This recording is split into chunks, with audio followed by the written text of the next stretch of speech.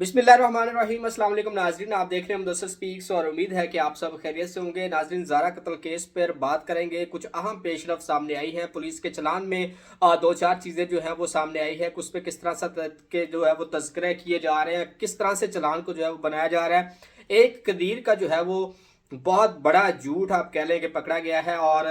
ज़ारा की मौत से पहले उस दिन 12 बजे जो है वो 7 मिनट तक एक फ़ोन कॉल की गई थी। वो फ़ोन कॉल किसने की थी,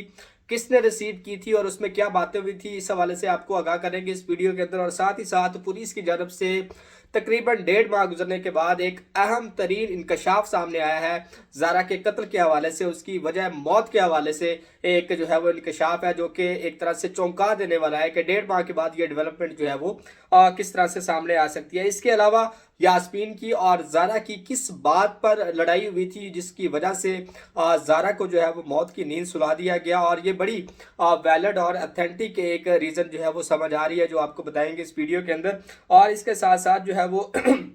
अब्दुल्ला और कासिम के हवाले से भी तस्करा करेंगे, जो कि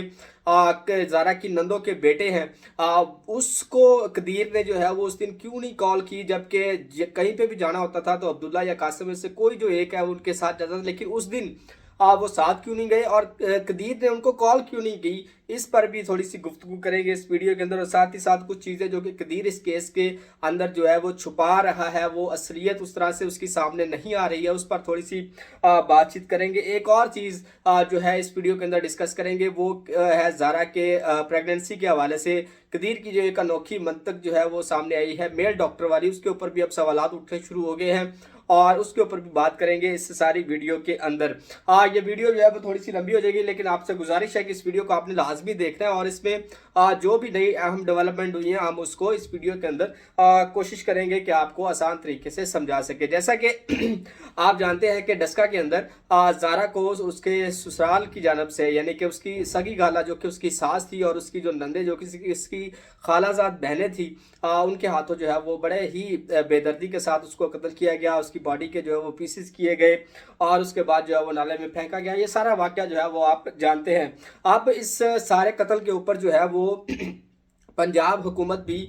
बड़ी एक्टिव नज़र आ रही है और अब पंजाब के ऐवानों के अंदर भी इस केस को डिस्कस किया जा रहा है। पंजाब असम्बली के अंदर एक सेशन के दौरान इसके ऊपर बात की गई और इसमें ये वाज़े तौर पे कहा गया कि इस केस के अंदर जो है वो हुकूमत खुद, चूँकि इसकी मुद्दत के अंदर भी मुकदमा दर्ज है, तो इसके ऊपर जो है वो सख्ती से काम करेगी और मुलजमान को कैफरे करदार तक पहुँचाएंगे। और इसके लिए पंजाब पुलिस जो है और उसके साथ प्रोसिक्यूशन जो पंजाब है और पंजाब गवर्नमेंट इसके लिए चलान के हवाले से बड़ी ज़बरदस्त चीज़ें जो है वो कर रहे हैं, जिसका यकीनी तौर पे जो है ज़ारा के घर वालों को फ़ायदा होगा कि इस केस के अंदर उनकी भी जो है वो कुछ ना कुछ कह लें कि इंसाफ की राह हमवार हो जाएगी। आपने सुना होगा कदीर ने अपने इंटरव्यू में कहा था कि जिस दिन ज़ारा के साथ ये वक़ूआ पेश आया उस दिन जो है वो सुबह से ही कदीर अपनी जो मिसिज़ है यानी कि ज़ारा को कॉल करता रहा, लेकिन कॉल जो है वो किसी ने भी वहाँ से रिसीव नहीं की थी। ये आपने कहते हुए कदीर को सुना होगा अपने इंटरव्यू के अंदर, और जिसमें बारहा इसने ये कहा कि मैं बहुत दफ़ा मैंने कॉल्स की लेकिन किसी ने, वो कॉल रिंगिंग पे थी लेकिन वहाँ पर किसी ने उसको जो है वो रिसीव नहीं किया था। लेकिन अब जैसे ही इस केस के अंदर जब इसकी CDR निकाली गई है कॉल्स की, तो वहाँ पे एक बड़ी हैरानकुन तौर के ऊपर एक बात सामने आई है कि उस दिन ये जिस दिन ये वक़ूआ हुआ था, ज़ारा को मार दिया गया था, दिन 12 बजे के करीब कदीर की जो है वो ज़ारा के नंबर पे कॉल रिसीव हुई है और रिसीव जो है करने के बाद उसके ऊपर 7 मिनट तक बातचीत भी हुई है। अब सवाल ये है कि वो कॉल किसने रिसीव की, क्योंकि उस वक्त तक ज़ारा जो है वो इस दुनिया में मौजूद नहीं थी, उसको मार दिया गया था। लेकिन जो मुल्ज़मान है उनमें से ये कहा जा रहा है कि या तो वो कॉल यास्मीन के साथ हुई है, या फिर वो सुगरा के साथ बात हुई है, या फिर नवीद की तरफ से वो कॉल रिसीव की गई है, लेकिन 7 मिनट तक उसके ऊपर बात की गई थी। लेकिन कदीर ने ये वाज़े तौर पे कहा था कि उसकी जो कॉल्स है वो रिंगिंग पे जाती रही है, लेकिन ये जो 7 मिनट की कदीर ने बातचीत की है ये किससे की थी, इस हवाले से उसकी तरफ से कोई भी चीज़ सामने नहीं आई थी। ना उसने ये बताया कि उस दिन उसकी बात हुई थी। अब पॉसिबिलिटी ये है क्योंकि उस दिन उसने यास्मीन को कॉल की थी और उसने ये कहा था कि वो अपने किसी मोहल्ले के कारी साहब के जो है वो बेटे की शादी है, वो वहाँ पर मौजूद है, लिहाजा वो आपकी ज़ारा से बात नहीं करवा सकती है, क्योंकि सुबह से जो है वो ज़ारा घर पर मौजूद नहीं थी। अब ये पॉसिबिलिटी ये है कि सुगरा ने वो कॉल रिसीव की होगी और उसने ये कहा होगा कि ज़ारा वहाँ पे मौजूद नहीं है, फ़ोन उसका यहाँ पे है, इस तरह का कोई मामला इसके ऊपर जो है वो मुबैना तौर पे बातें सामने आ रही है कि उस दिन वो कॉल रिसीव हुई थी। लेकिन सवाल ये है कदीर ने इस कॉल को जो है वो क्यों छुपाया रखा पुलिस से, और 6-7 मिनट की गुफ्तगू को उसने कहीं पर भी तस्करा इसका क्यों नहीं किया। ये एक बहुत बड़ा सवालिया निशान है जो कि अब कदीर के ऊपर जाता हुआ नज़र आ रहा है। बहरहाल इस हवाले से और भी चीज़ें सामने आई, जिसमें यह भी कहा गया कि जब ज़ारा को मारा गया, उसको कत्ल किया गया, तो वहाँ पर उसकी वीडियो भी बनाई गई थी। उसकी वीडियो के हवाले से मुबैना तौर पे खबरें आ रही थी, लेकिन चालान के अंदर या जो डाटा इसका रिकवर हुआ है उसके अंदर किसी भी तरह की कोई भी वीडियो बरामद नहीं हुई है, ना इस तरह की कोई वीडियो जो है वो बनाई गई थी, इसलिए इसको किसी भी तरह से रिकॉर्ड का हिस्सा नहीं बनाया गया था। तो ये एक बड़ा ही अहम और बड़ा ही दिलचस्प कह लें, और कदीर की जानब से बड़ी ही आप ऐसा रवैया देखने को ये कह सकते हैं कि उसने ये 7 मिनट की कॉल के बारे में अभी तक ऑन रिकॉर्ड या पुलिस को इन्वेस्टिगेशन के दौरान जब उसको बुलाया गया था तो वहाँ पर ये तज़किरा क्यों नहीं किया था। इसके हवाले से अब कदीर से सवाल करना बनता है कि भाई ये 7 मिनट की गुफ्तगू आपने किससे की थी और उसमें क्या बातें हुई थी। इसके अलावा दूसरा जो बड़ी अहम डेवलपमेंट चालान के अंदर पुलिस ने ये कहा है कि जो इसकी रीज़न बताई जा रही है वो सुगरा से ज़्यादा जो है वो यास्मीन के साथ ज़ारा के झगड़े को चालान के अंदर लिखा गया है कि ये इन दोनों के दरमियान आपस में नंद बावज की बेसिकली ये एक लड़ाई थी, और यास्मीन की और ज़ारा की जो है वो आपस में नहीं बनती थी। जिस तरह से शुरू में होता है कि जो आपकी बहू है वह उसके साथ आपकी नचाकियाँ शुरू हो जाती हैं, घरेलू मामला जो है वो वहाँ पे शुरू हो जाते हैं। तो ये एक चीज़ें सामने आई थी कि जिसमें ये वाज़े तौर पे कहा गया है कि अब यास्मीन नहीं चाहती थी कि किसी भी तरह से जो ज़ारा है वो घर से बाहर जाए। वो घर से बाहर जाने पर इसके बड़ा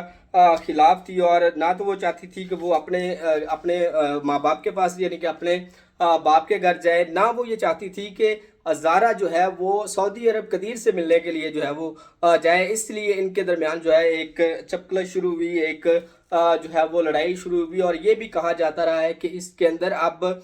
ये समझा जा रहा था कि ज़ारा ने जो है वो कदीर के ऊपर जो है वो जादू टूना करवा रखा था और उसको अपने कब्जे में किया हुआ था, एक तरह से कि वो अपनी माँ और बहन के बारे में जो है वो इतनी मोहब्बत नहीं रखता था जितनी जो है वो अब ज़ारा के साथ करने लगा था। इसके अंदर भी कुछ चीज़ें जो है वो ये सामने आई है कि ज़ारा ने अब कदीर को अपनी मुट्ठी में किया हुआ था, और किसी तरह से भी वो अपनी माँ के साथ उस तरह से अब अटैच नहीं था जिस तरह से वो शादी के पहले था। तो ये एक बेसिकली लड़ाई की जो है वो वजह जो वो चालान के अंदर लिखी गई है, ये तमाम तर चीज़ें कि अब उन दोनों के दरमियान जो है वो बेसिकली ये झगड़ा था कि वो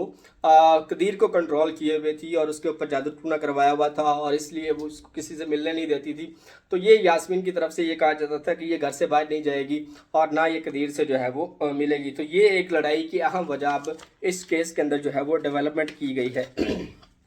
तीसरी जो अहम चीज़ है इस केस के अंदर वो ये है कि अब पुलिस की जानब से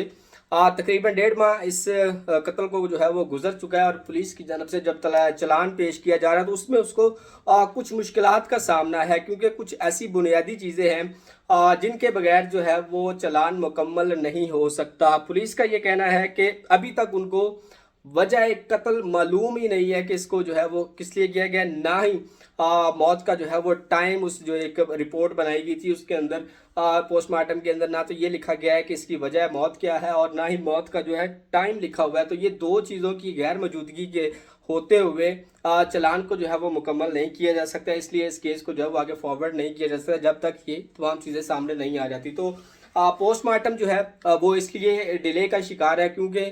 इस ये जो कत्ल है इसके अंदर बॉडी को इंतहाई बुरे तरीके से जो है वो काटा गया था और इसके जो है वो पीसेस बनाए गए थे। इवन के कहा यह जा रहा है कि ज़ारा के जो पेट चाक करके उसमें से अंतरियों को भी जो है वो निकाल लिया गया था और उसको अलग से जो है वो पैक किया गया था, जिसलिए अब मेडिकल के अंदर डॉक्टर भी ये तयन करने से थोड़ा सा कासर हैं कि किस तरह से, क्योंकि पार्ट्स इस तरह से है कि उसमें से उस रिपोर्ट को हासिल करना और उस तरह से सैंपल्स को लेना और तमाम चीज़ों के ऊपर जो कि मेडिकली रिक्वायरमेंट होती है उस तरीके के ऊपर भी वो चीज़ें शिनाख्त नहीं कर पा रहे, बरामद नहीं कर पा रहे कि किस तरह से वो इस रिपोर्ट को जो है वो उसको बनाएं। और जब तक इसकी वजह मौत कंफर्म नहीं होगी, आया कि उसको सांस दे के सांस रोक के उसका जो है वो उसको मारा गया या फिर इसके अलावा कोई और चीज़ उसको दी गई या फिर उसको किसी और तरीके से मारा गया, तो जब तक ये तयन नहीं होगा कि वजह मौत क्या है, तब तक पुलिस का ये कहना है कि वो